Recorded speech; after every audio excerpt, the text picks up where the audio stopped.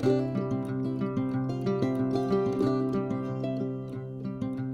and welcome to The Bottom Line. I'm Pastor Paul Steele from Bethlehem Church in Austin, Minnesota. The Bottom Line is our weekly summary of the previous Sunday's sermon. And this past Sunday, even though I was gone hiking in Colorado, we continued on with our sermon series entitled A Message to Proclaim, as we've talked about evangelism. Pastor Larry Day from Mason City came and filled in for me, and he preached on evangelism through compassion as he looked at Luke chapter 5 verses 17 through 28.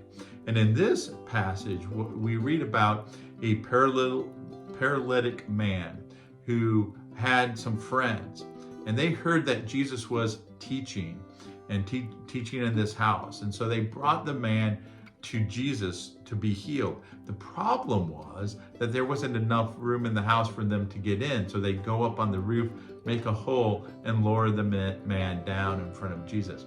And Jesus, seeing the faith and the compassion of the friends, he says, "Hey, son, your sins are forgiven."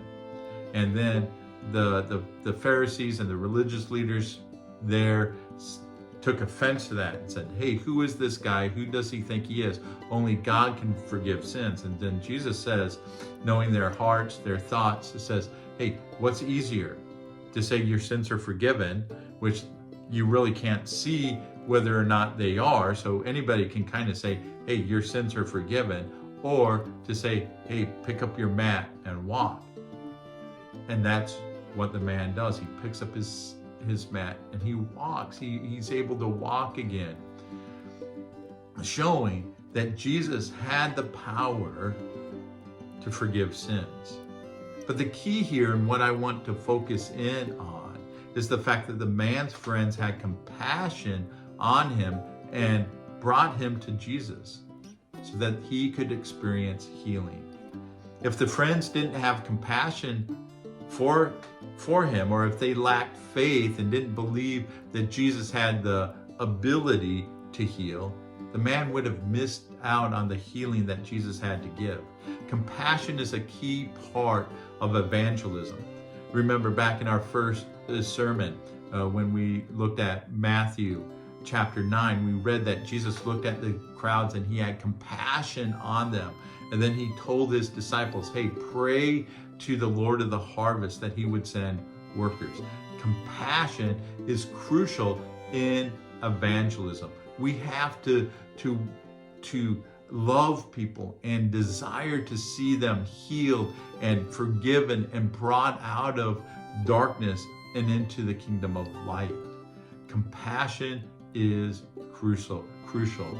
We evangelize because without our compassion and faith, there will be people who miss out on the forgiveness and the healing Jesus has to give them.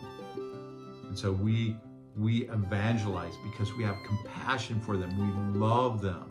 So here's the big idea this week. Compassion is the motivation behind our evangelism. Compassion is the motivation behind our evangelism. And our challenge is to pray for one person in our life that needs to experience God's love. Let's have compassion on them and show that by praying for them, bringing them before God, asking God to intervene in their life. Hey, thanks for being part of Bethlehem. I encourage you to check out our YouTube page.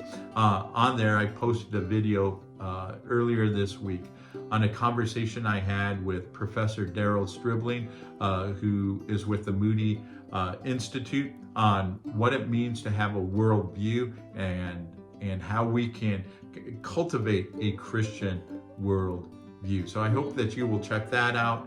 Remember, if you have a prayer request that you'd like me to be praying about, send me a message and I'd be glad to add you to my list.